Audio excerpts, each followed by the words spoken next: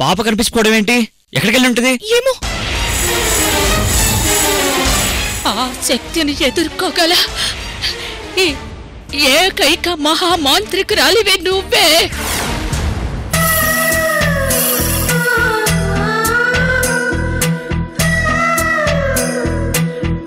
అమ్మా అమూల్య, నీ చేత్తో తింటుంటే అమృతంలో ఉందమ్మా నాకు.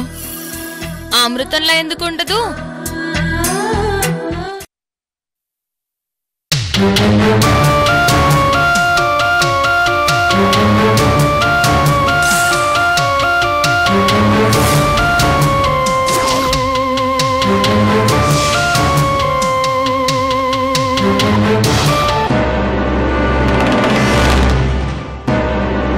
దైవ సర్పమా,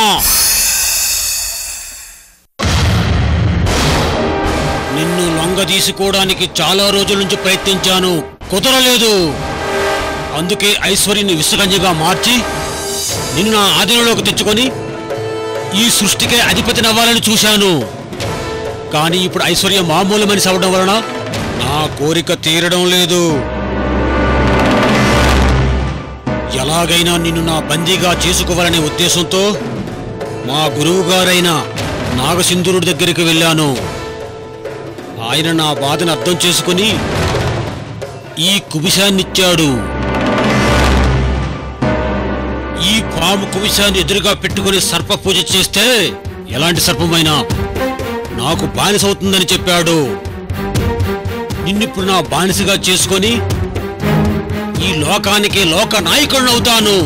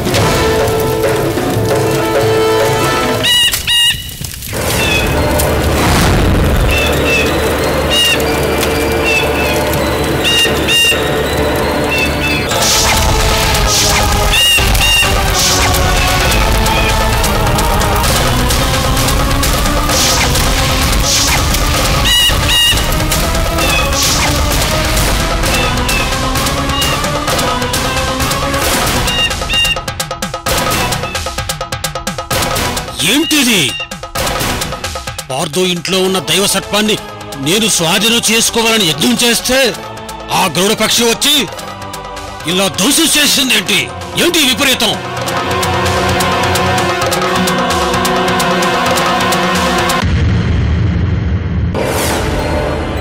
అంటే పార్థో ఇంట్లో ఎవరికో గరుడు రేఖ ఉంది. అందుకే ఆ సర్పాన్ని నా స్వాధీనం చేసుకోకుండా ఆపుతుంది. ముందు అలా ఎవరికి గరుడు రేఖ ఉందో ఆ ఇంటికి వెళ్ళి తెలుసుకోవాలి.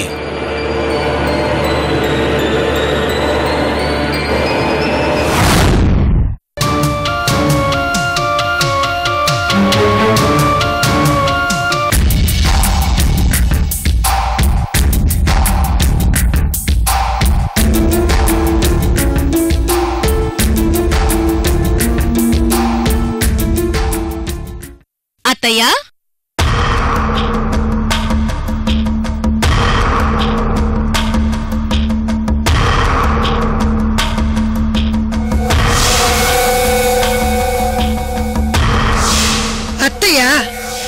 ఏంటమ్మా వరుసలు గుర్తు చేసుకుంటూ వచ్చావు? ఏంటి సంగతి? నాతో పనుండొచ్చావా, లేక నా కూతురుతో ఏమైనా పనుండొచ్చావా? మీకు ముఖ్యమైన సమాచారం చెప్పడానికి వచ్చానత్తయ్యా. ఏంటా సమాచారం? చెప్తాను కాని ఇంతకీ అమూల్య ఎక్కడా? మా అక్క ఎక్కడుంటే నీకెందుకు? కొంపతీసి అమూల్య మీ ఇంట్లో ఉందని చెప్తావా ఏంటి? అరే, చాలా కరెక్ట్ గా చెప్పారత్తయ్యా. ఇప్పుడు అమూల్య మా ఇంట్లోనే ఉంది. మీ కుటుంబం మొత్తానికి ఏమైనా మతిస్థిమితం తప్పిందా? చాలా విచిత్రంగా మాట్లాడుతున్నారు. మా అమూల్య మీ ఇంట్లో ఉండడం ఏంటి? మా అమూల్య తులసి పాండ్రగడి గుడికి వెళ్ళింది. నా మనవరాలకు ఒంట్లో బాగోకపోతే ఆ గుడిలో తులసి ఆకుల రసం పట్టిస్తే పాప కోలుకుంటుందని ఆ తులసి ఆకులు తీసుకురావడానికి వెళ్ళింది. అయినా మీ ఇంటికి ఎందుకు వస్తుంది? అర్థం పర్థం లేకుండా మాట్లాడుతున్నావు. అయ్యో అత్తయ్య, మీ అమూల్య తులసి పాండురంగడి గుళ్ళో లేదు. మీ అమ్మాయి మా ఇంట్లో మా అందరి మీద పెత్తనం చెలాయిస్తూ ఉంది. అమూల్య ఇంటికి తిరిగి రావాలని మా అమ్మ నిరాహార దీక్ష చేస్తుంది కదా. అమూల్య వచ్చి మా అమ్మ చేత నిరాహార దీక్ష మాన్పించింది. ఇప్పుడు మా అమ్మ తిరిగి మామూలు మనిషి అయ్యింది. ఇల్లు వదిలి ఎక్కడికి వెళ్ళనని మా అమ్మకు అమూల్య మాట కూడా ఇచ్చింది. మీకేమో తులసి పాండురంగడి గుడికి వెళ్ళినట్టు అబద్ధం చెప్పుంటుంది. మీ అందరికీ దూరంగా వచ్చి బ్రతుకుతున్నా కూడా మీరు మా అక్కను విడిచిపెట్టరా? ఎందుకిలా మా అక్క మీద అబద్ధాలు చెప్తున్నారు? నువ్వాగమ్మా లావణ్య. ఈవిడ గారికి కాఫీలు, టీలు, టిఫిన్లు అన్నీ ఇచ్చి చాలా బాగా మర్యాదలు చేయాలి లావణ్య. నేనొచ్చేంతవరకు నువ్వు ఇక్కడి నుంచి కదలకూడదు. నేనిప్పుడే వెళ్తాను. నువ్వు చెప్పింది నిజమో లేక నేను చెప్పేది నిజమో తేలుస్తాను. సరే వెళ్ళండి. మీరు తిరిగి వచ్చేంత వరకు నేను ఇక్కడే ఉంటాను.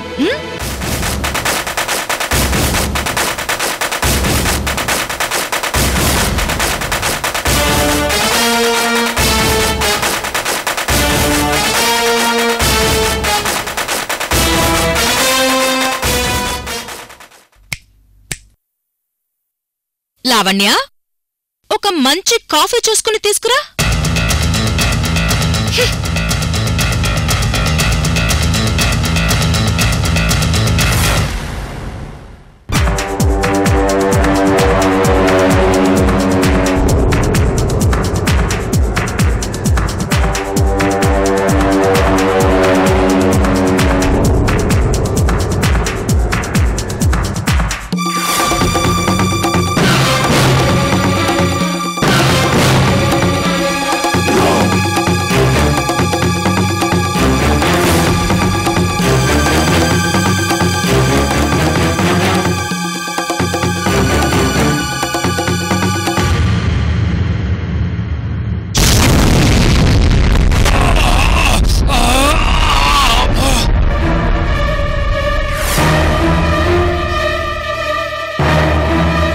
నేనిలా పడ్డానేంటి?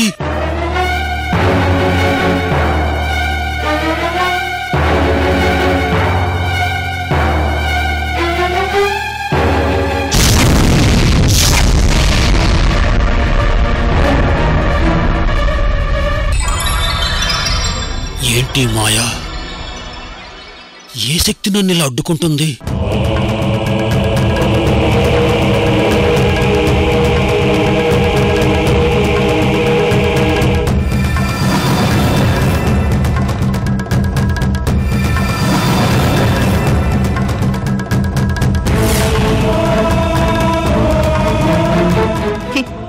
ఏంటి అంత ఆశ్చర్యంగా చూస్తున్నావు? గరుడ రేఖ నాకుండడం వల్ల నేను ఎక్కడుంటే అక్కడ పావులు గాని పావుల శక్తి ఉన్నవాళ్లు గాని రావడం కుదరదు. నా శక్తి ముందు మీరు సరిపోరు. అలాంటిది నేనున్న ఇంట్లోకి రావాలని చూస్తావా? నీకెంత ధైర్యం?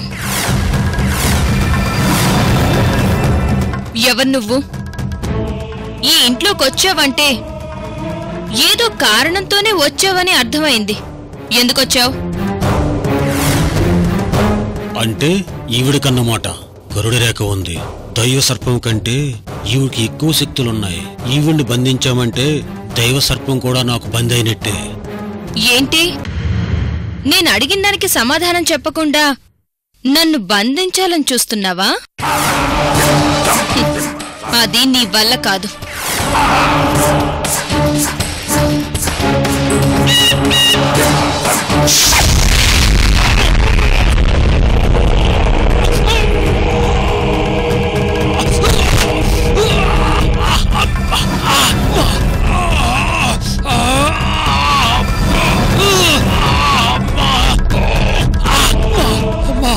నీకు దండ పెడతానమ్మా, ముందు చైతన్యమ్మా.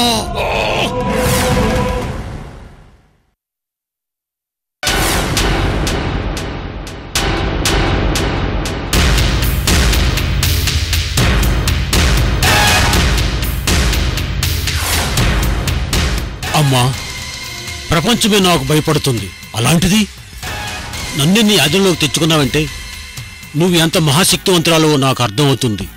అసలు ఎవరు నువ్వు? ఈ ఇంటికి ఏ పని మీద వచ్చావు? నేను నాగభైరవుడిని.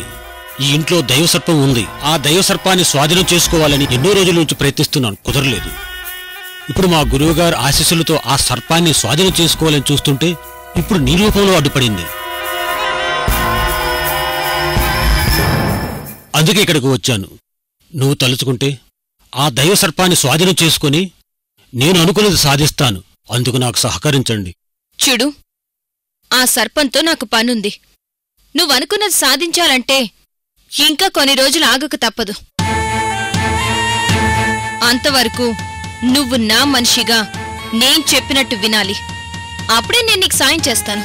ఆ సర్పం నా బందీ అవడం కోసం నేనేమైనా చేస్తాను. ఇప్పుడేం చేయాలో చెప్పమ్మా. ఇప్పుడు అవసరం లేదు. సమయం వచ్చినప్పుడు నేనే చెప్తాను. ఇక నువ్వు వెళ్ళు. అలాగేనమ్మా, వెళ్ళొస్తాను.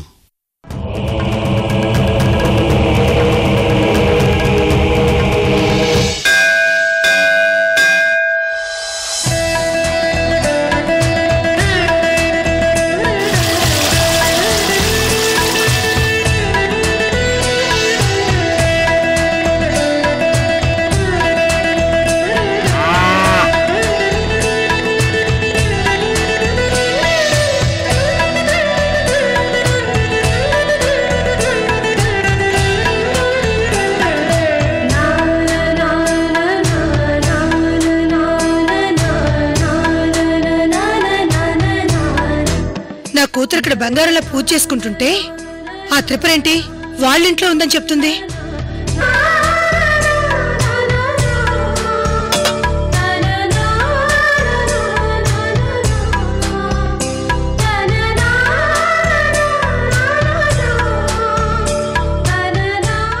అమ్మా అమూల్య. అమ్మా, అనుషకి ఎలా ఉందమ్మా? అలాగే ఉందమ్మా. నువ్వు ఆ తులసి ఆకుల రసం పోస్తే గాని పాప మళ్ళీ మామూలు అయ్యట్లేదమ్మా. అమ్మా, ఇక్కడ ఏ తులసి మొక్క నాటినా 3 నెలల నుంచి ఎండిపోతూనే ఉందటమ్మా. నా చేతులతో నాటితే బ్రతుకుతుందంటే తులసి మొక్క నాటానమ్మా. కాని 10 రోజుల తర్వాతే ఆకులు కోసి తీసుకువెళ్ళమన్నారమ్మా. అందుకే నేనిక్కడే ఉండిపోయాను. అప్పటి వరకు మన అనుషకి ఏం కాకుండా ఉండాలని ఆ దేవుణ్ణి కోరుకుంటున్నానమ్మా.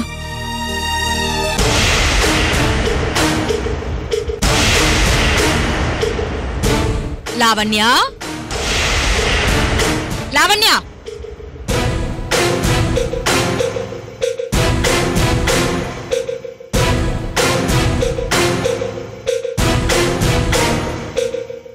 ఎందుకలా అరుస్తున్నావు? వెళ్ళి ఫ్రూట్ సలాడ్ తీసుకురా. మా ఇంట్లో పళ్ళు లేవు, కాయలున్నాయి. కాయలతో సలాడ్ చేసి తీసుకురమ్మంటావా? దీనికి బాగా వెటకారం ఎక్కువే. వద్దులే.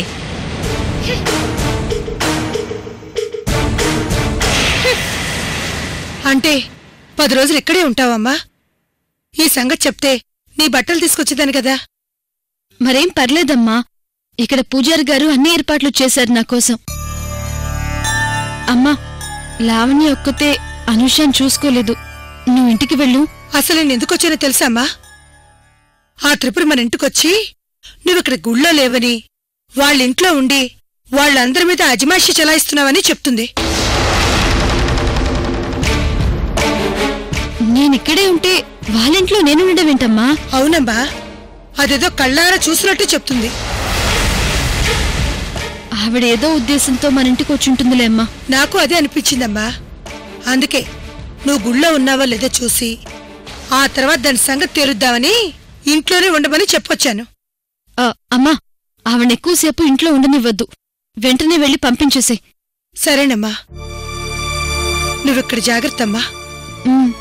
అనూష జాగ్రత్త. రాత్రికి నీకు భోజనం తీసుకొస్తాను. అమ్మా, అమూల్య మా మనిషి, ఈ పాండురంగడి భక్తురాలు. భోజనం ఏర్పాట్లు మేం చూసుకుంటాం. మీరు నిశ్చితగా వెళ్ళిరండి. చాలా సంతోషం పూజారి గారు. వస్తానమ్మా. వస్తాను పూజారి గారు. అలాగేనమ్మా.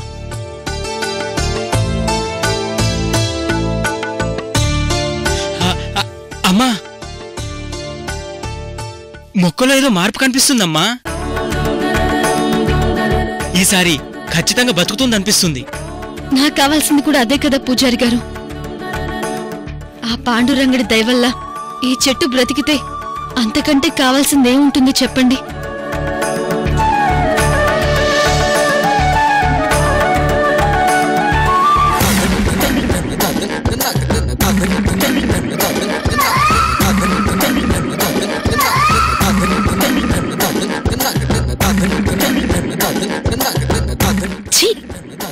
ఏదో కరువు గొట్టుదాన్లా ఎలా మెక్కుతుందో.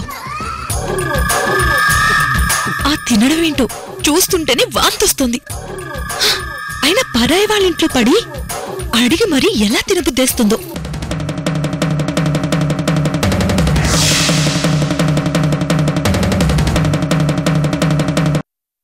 వసై త్రిపుర,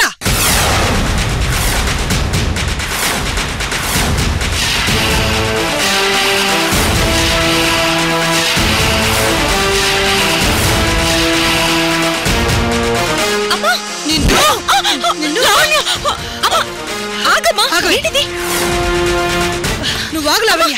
ఈ త్రిపురని చావుకొడితే గాని బుద్ధి రాదు.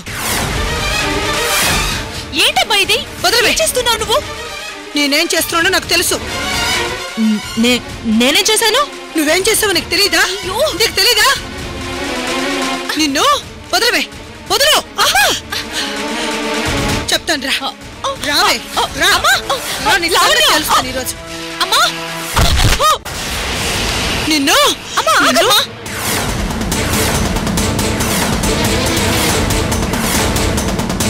నీ కళ్ళు పేలిపోను. నువ్వు కడుపుకి అన్నం తింటున్నావా, గడ్డి తింటున్నావా? నా కూతురు నీకేం ద్రోహం చేసిందరే? దాని మీద లేనిపోనివన్నీ కల్పించి చెప్తున్నావు. అదేంటి, అమూల్యని మీరు చూడలేదా? చూశాను. చూస్తే నన్నెందుకు తిడుతున్నావు? అమూల్య నా ఇంట్లో చూసా కూడా నమ్మవా? ఎలా నమ్మాలే? అమూల్య గుళ్ళో ఉంటే నువ్వేమన్నావు? వాళ్ళ అత్తగారింట్లో ఉందని కదా చెప్పావు. మిడిగుడ్లు దానా. ఎందుకలా నోరేసుకుని నా మీద పడుతున్నావు? నీ కూతురు అక్కడి నుండి గుడికెళ్ళిందేమో. ఏయ్, అమూల్య గుడికి వెళ్ళినప్పటి నుండి పూజలో ఉండి అడుగు కూడా బయట పెట్టలేదు. అలాంటప్పుడు అత్తగారింట్లో తనలా ఉంటుందే. ఎందుకే నా కూతురు మీద నీకంత కక్ష? ఇంకోసారి ఇలాంటి లేనిపోని నిందలు వెయ్యాలని చూస్తే నీ రెండు కాళ్ళు విరగ్గొట్టి పొయ్యిలో పెడతాను, జాగ్రత్త. సరే, అలా అయితే నువ్వు కూడా నాతో రా. నిజమేంటో నిరూపిస్తాను. అమూల్య తన అత్తగారింట్లో ఉందని నేను ప్రూవ్ చేస్తాను. ఏంటో నువ్వు ప్రూవ్ చేసేది? నన్ను అక్కడ తీసుకువెళ్ళి అందరి ముందు నన్ను వెరిదాన్ని చేద్దామనా? లేదు, కావాలంటే గుడికెళ్ళి చూద్దాం పదా. ఇదిగో, అక్కడున్న అమూల్యం డిస్టర్బ్ చేశావో నేను అస్సలు ఊరుకోను. అక్కడ తను నిష్టగా పూజ చేస్తుంది. నువ్వు గనక అటువైపు వెళ్ళావో నీ బుర్ర పగలగొడతాను. ఇంకొకసారి మా ఇంటి విషయాల్లో కలగజేసుకున్నావో జాగ్రత్త. ఇంకా అలా ఉరిమురిమి చూస్తున్నావంటే వెళ్ళు. అమ్మా ఆగు.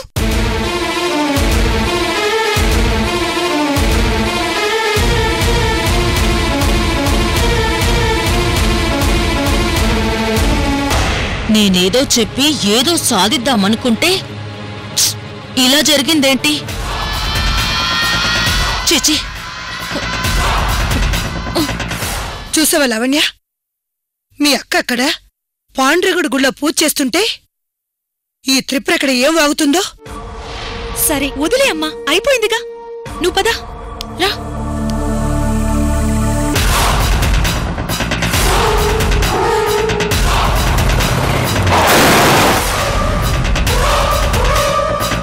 మా అక్క విషయంలో ఆ పార్దు చేసిన అన్యాయానికి బదులుగా దెబ్బ కొట్టాలని ఇంటికొచ్చాను. కానీ ఇంటికొచ్చినప్పటి నుంచి ఆ ఛాన్స్ రావట్లేదు. ప్రతిసారి ఏదో ఒక ప్రాబ్లం వచ్చి నా పనికి అడ్డుపడుతుంది.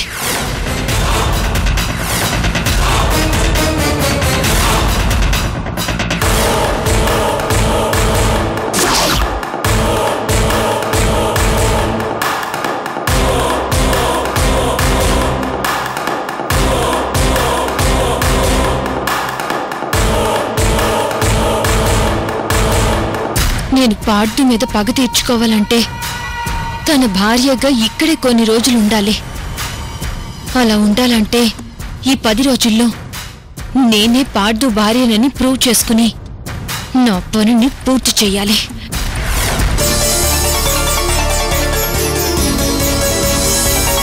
ఆ ఇంద్రాణి లేదు, ఆవిడ జైలు తప్పించుకుందంట. వదిన మీద పగ తీర్చుకోవాలనే ఇప్పుడు వదిన ఉన్న గుడికెళ్ళింది.